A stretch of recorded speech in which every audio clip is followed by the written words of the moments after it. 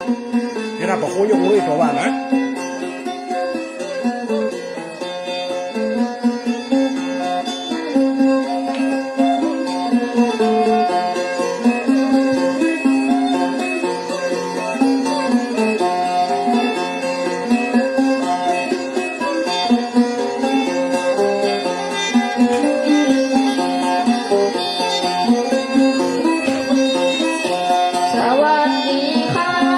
แม่ตั้งหลายคุณตาคุณยายก็อุ้ยแม่บ้าน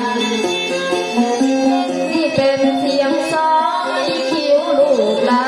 มาทางผมว่ากังสอบ้านเลงยังสอหัดใหม่ยังบ่พอเจ๋งมาบันเลงเสียงสอพื้นบ้านขอจะไปจังกันพ่อแม่พี่น้องเราชีวิตเป็นกังสอขับขาดสู่พี่น้องวงวานฟังกันทั่วห้องลูกกำห้าอีคิ้วตัวน้องชีวิตลอยล่องต้องหาช่องทางมาหันสอในใจก็หวังได้สตังค์เป็นทุนวันนาเพื่อการศึกษาหาวิชาความรู้ชีวิตอีกคิ้วลูกนี้มีกรรมบ่ได้ทับกันบ่ได้สั่งพ่อแม่ของผมเปิดมาอย่าลางมาคว้างยังตัวแดงเปิดมาถอดทิ้งเหมือนเปลือกเต้าเปลือกแดงปัญหารุนแรงผมก็บ่ทราบใดแม่ละลูกไปอีสานพุ่นแล้วปู่ย่าสองคนกามาล้วนตายจะไปเบิ่งท้ายก็ถึงบ่ได้พอสร้างมาละทำงานอยู่ใจฝากผมไว้อย่าของเลี้ยงดู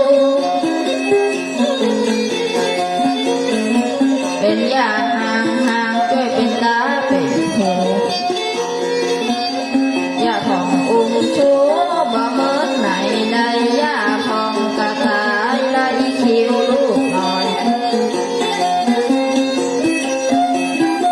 ชีวิตติดลบพบแต่ความสูญเสีย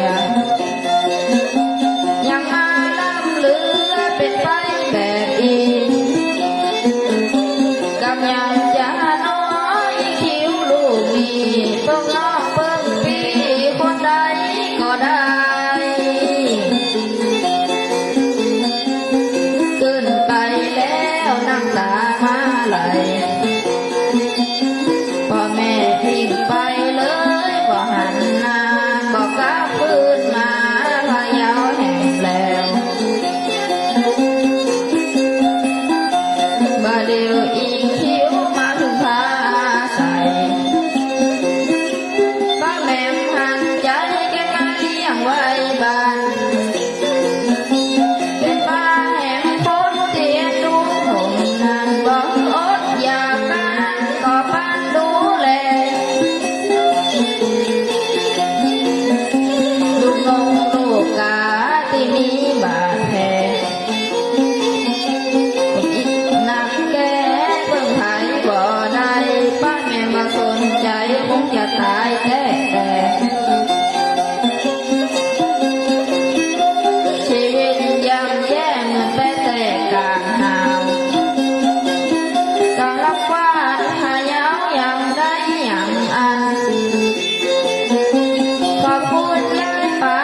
แห่งคนหนึ่งนั้นที่ผมอยู่บ้านอาศัยรับนอนบ่มีพ่อคอยสั่งบ่มีแม่คอยสอนบางคือ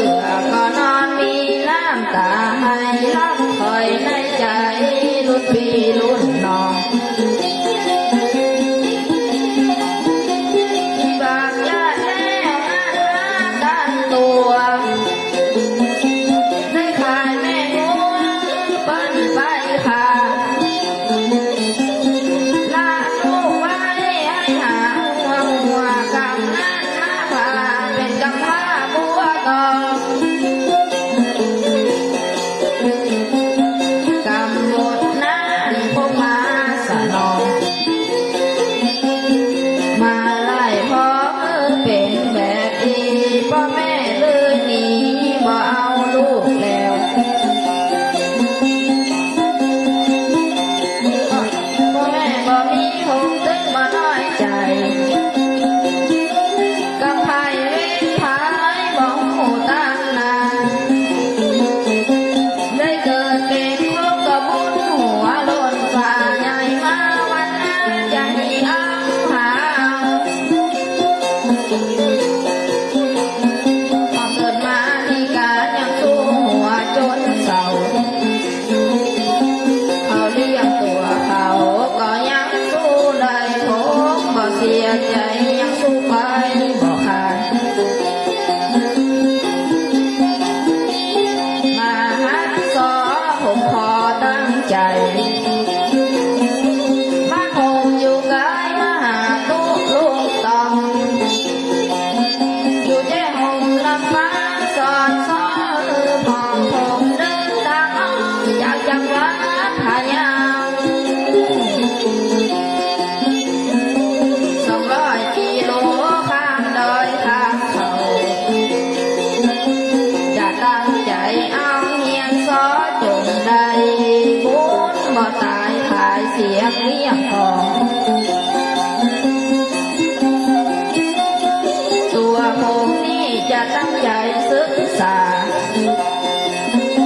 เพื่อเป็นวิชาต่อไปวันนั้น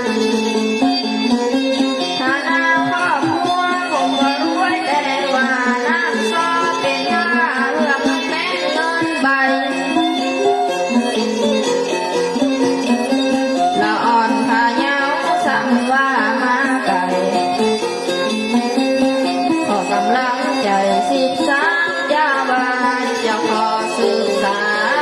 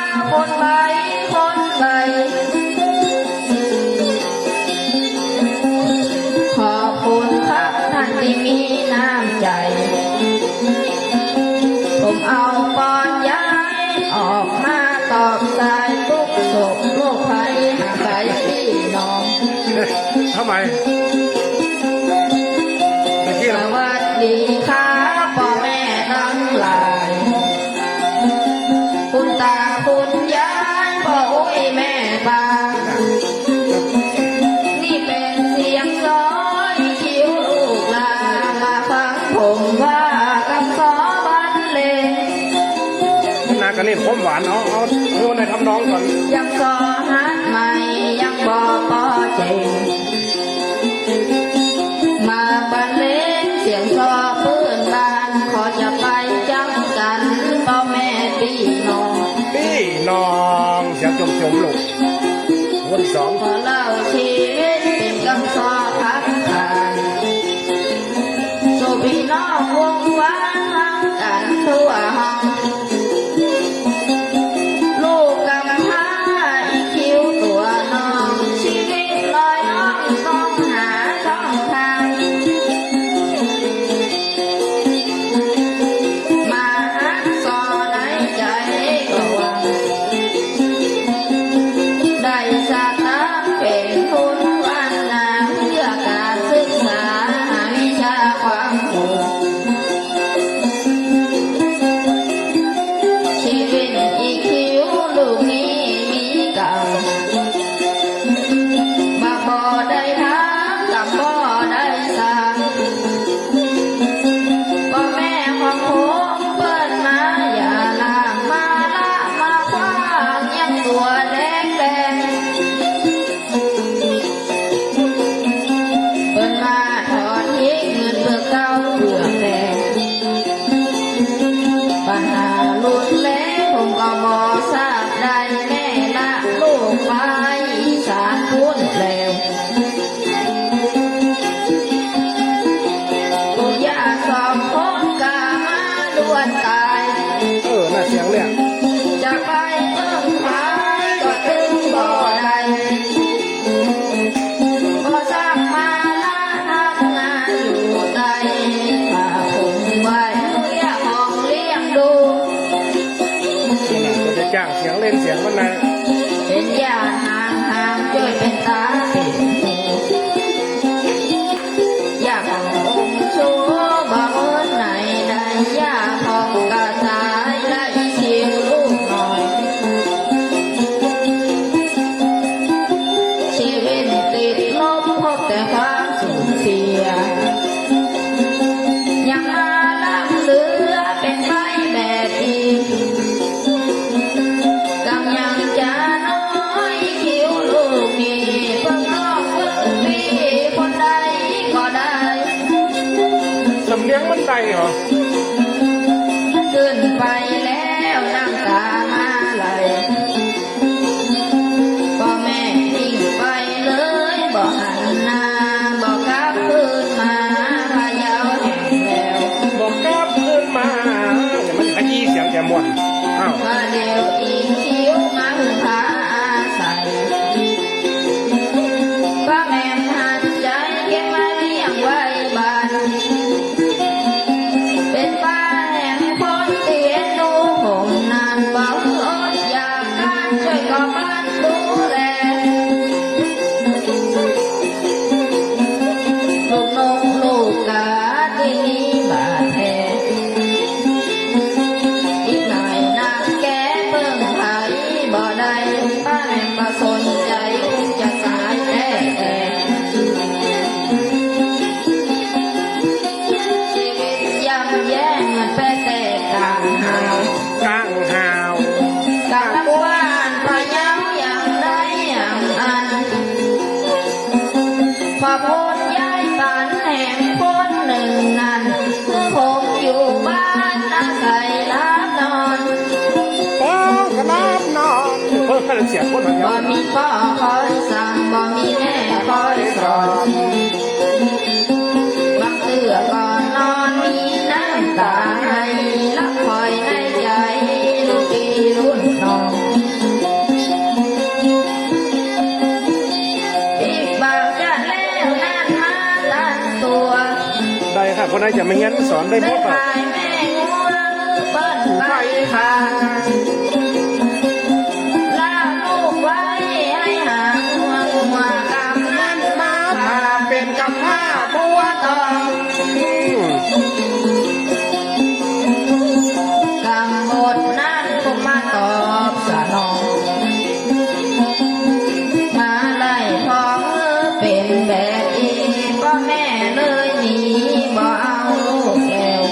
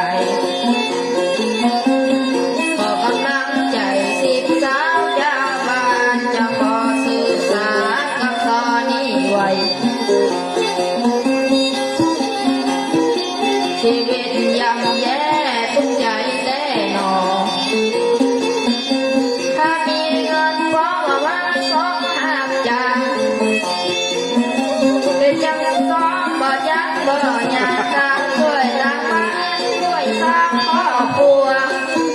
เทียบตัวได้ทำน้องฝึกวันเดียวอยู่ ทางน้ำเลิกบ่เลิกกายปัวมาพอตัวบ่เหมือนเจ้าบ้านอยู่มา ถึงวันนั้นฝันกลางเป็นวางไว้ก่อนนี่นะเวลาจบลงนะมันอันนี้ไง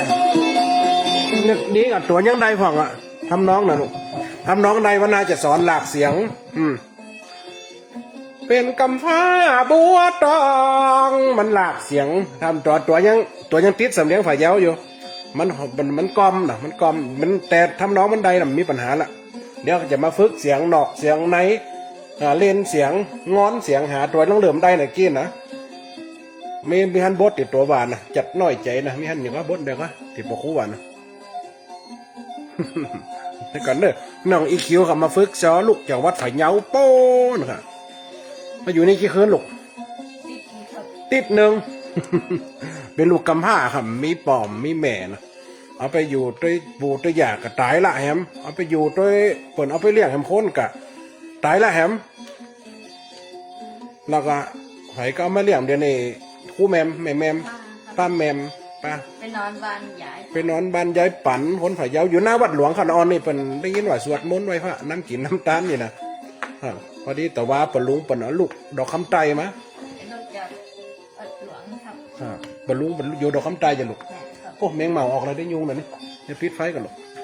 ครับสวัสดีคือกำลังใจละอ่อนเน้อหลายๆคนแม่พระครูปานนี้ไอ้สีพ้นจังซ้อนอาจารย์ทีรันโนไว้ขอบคุณบัดลูกขอบคุณครับติดตามครับแม่บุญเลื่อนท่านใช้เงินคุณอากรมันผูกจะไปห้องขวัญเชียงใหม่จะเอากีบแอลไปด้วยกำลังได้ชักเช้ากันนอนลูกเนาะ